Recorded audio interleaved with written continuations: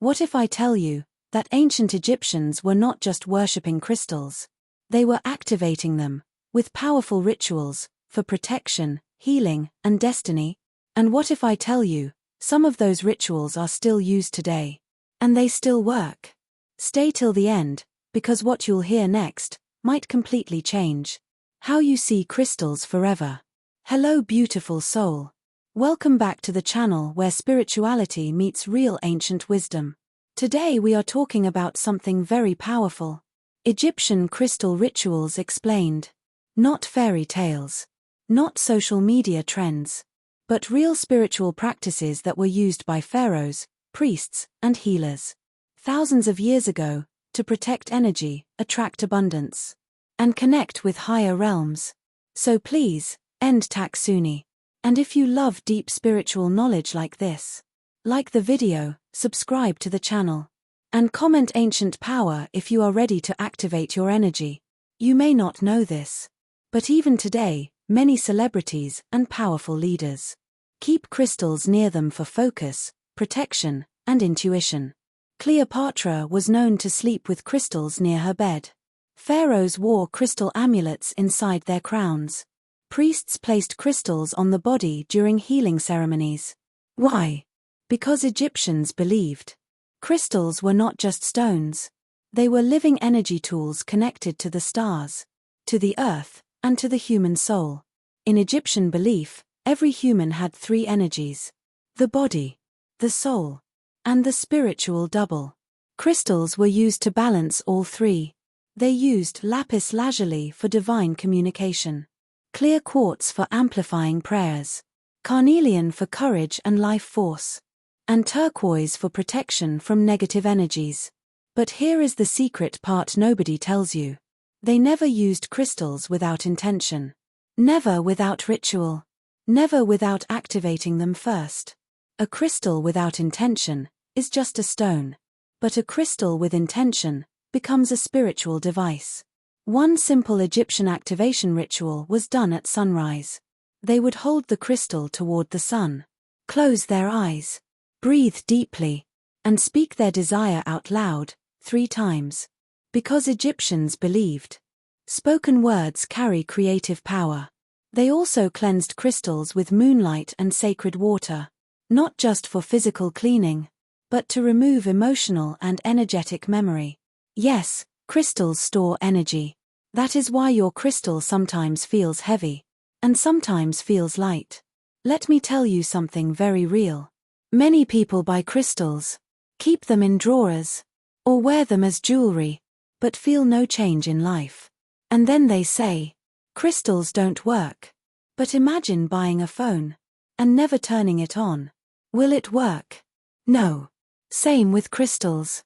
A woman once told me she kept rose quartz for love for 2 years. But nothing happened. When she finally started speaking to her crystal, setting intentions, and placing it near her heart during sleep, within weeks she started attracting emotional healing and new relationships. Not magic. Energy alignment. And now listen very carefully, because this part is extremely powerful. Egyptians believed your energy field changes every 28 days. That is why they repeated crystal rituals monthly. Not once. Not randomly. But in cycles. They also believed that emotions activate manifestation faster than thoughts. So rituals were always done with feeling, gratitude, hope, and certainty. Not desperation. Not begging. Because what you feel becomes what you attract. In the next part, I will explain how Egyptians used crystal grids, body placements, and sacred geometry to program destiny itself. So don't go anywhere. Like this video right now. Subscribe if your soul loves ancient wisdom. And comment below. Do you already use crystals? Or are you just starting your spiritual journey? I read every comment. And your answer may help someone else too. Stay connected. Your energy is rising. Now let us go deeper. Because what you heard before was only the surface. Egyptian priests did not just use single crystals. They used crystal grids, sacred patterns placed on the ground, aligned with the stars and temple directions. They believed geometry controls energy flow. That is why pyramids themselves are giant crystal activators. Even without crystals inside, the shape alone amplifies vibration. Now imagine placing crystals inside that energy field. Power multiplies. This is why many rituals were done inside pyramid chambers, or in rooms built with precise angles. Not decoration. Science of energy. Body placement rituals. Another secret technique was body placement. Crystals were placed on specific energy centers. Over the heart for emotional healing. On the forehead for intuition and visions. On the lower abdomen for strength and creation power. But here is what makes it powerful. They never rushed the process. They stayed still. Breathing slow. Allowing the crystal to sync with heartbeat and breath. Because your breath is the bridge between body and spirit. This is why during rituals, chanting and breathing were always combined. Sound plus breath plus crystal equals deep subconscious activation. Star connection practices. Egyptians also worked with star energy. They believed certain crystals respond more during specific star alignments, especially Sirius, which they called the spiritual sun. During these nights, rituals were done for destiny shifts, career success, royal power, divine protection. Not coincidence that major temples align with star positions. They understood cosmic timing. Today we ignore timing, and then wonder why manifestation feels slow. Crystal programming. One of the most powerful techniques was crystal programming.